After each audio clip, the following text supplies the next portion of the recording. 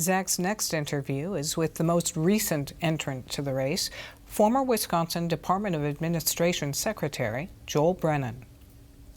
Joel Brennan, thanks for coming in today. Thanks for having me. So for the voters who don't know you, introduce yourself and say why you're running for governor. Yeah, well, I'm somebody who's had a 30-year career here in Wisconsin. Mine's a Wisconsin story. And I'm somebody who's of and from here. And I can tell you the conversations I have with people here that there is a palpable sense of frustration, anger. I think people are truly concerned about just making ends meet. And then, you add on to that you've got Donald Trump in the White House, who is chaotic, he's dysfunctional, he's cruel, and it's enough to make everybody angry. And I'm angry too, but I'm also somebody who, over the course of a career, I've demonstrated. For some people, when you get angry, you want to get even. When I get angry, I want to roll up my sleeves and get something done.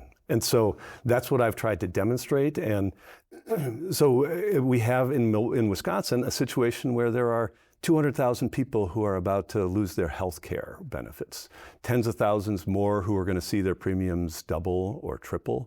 And so that's a reason for people to be angry. And in some ways, we need to ensure that Wisconsin values are protected. But thankfully, we have fair maps now. And with fair maps and a Democratic governor, we have an opportunity to make real lasting change for Wisconsin, protect those values, and do things that can put us right by Wisconsin families. That's why I'm running. Is there a single issue that drives you, or maybe a lane within the Democratic Party that helps define who you are? Well, I think if anybody's looking around right now, the main issue that anybody is dealing with here in Wisconsin is affordability. We're in a situation where just in the last week it was revealed that the first-time home buyers now are 40 years old. 5 years ago, they were an average of 33 years old. And we spend $10,000 a year on health care per person in Wisconsin. Yet there are people who go without, people who can't afford their prescription drugs. All of those are challenges. And then at the same time, you have Donald Trump running around the country saying affordability is a Democratic hoax. It's not a hoax. It's an issue that's real for every Wisconsin resident. How much money do you need to raise in order to be competitive and win this primary and then survive into the general election? Yeah, well, I think elections are expensive, and what I'm going to do in this race is I'm going to lean into the relationships that I've developed and cultivated over the course of the last 30 years.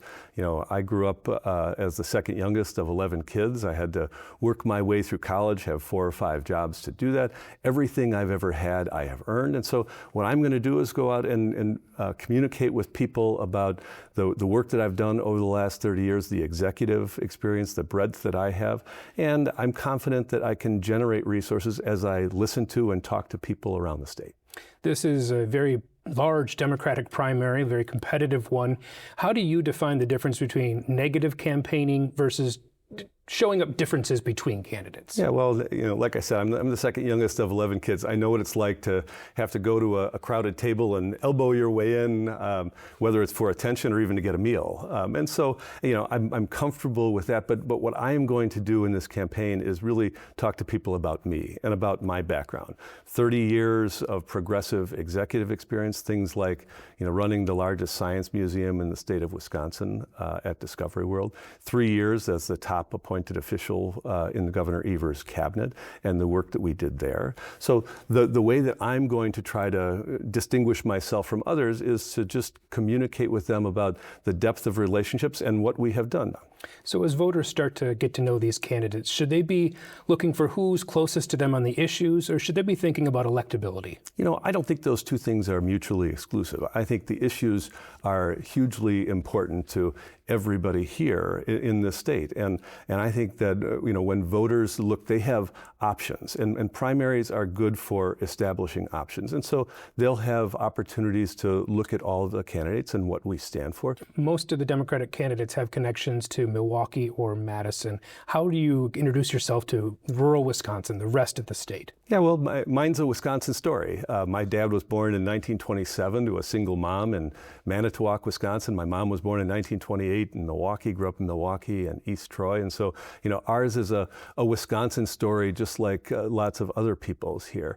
You've referenced the president a number of times. So what impact do you think Donald Trump will have on this election? I think his impact looms large over everything that we we do right now.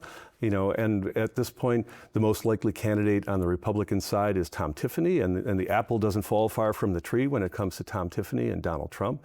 And so I think we need candidates who are able to stand up to that, but not only stand up, but be able to demonstrate that they've been effective about doing things and getting things done. And, you know, in my view of this, you know, yes, Donald Trump is going to play a role in the campaign, but ultimately the campaign can't be just about Donald Trump. It has to be about Wisconsin families, Wisconsin values. That's what I come from, that's who I am, and that's what I'm looking forward to discussing and talking about as I'm out on the campaign trail. Joel Brennan, thanks for coming in. Thank you.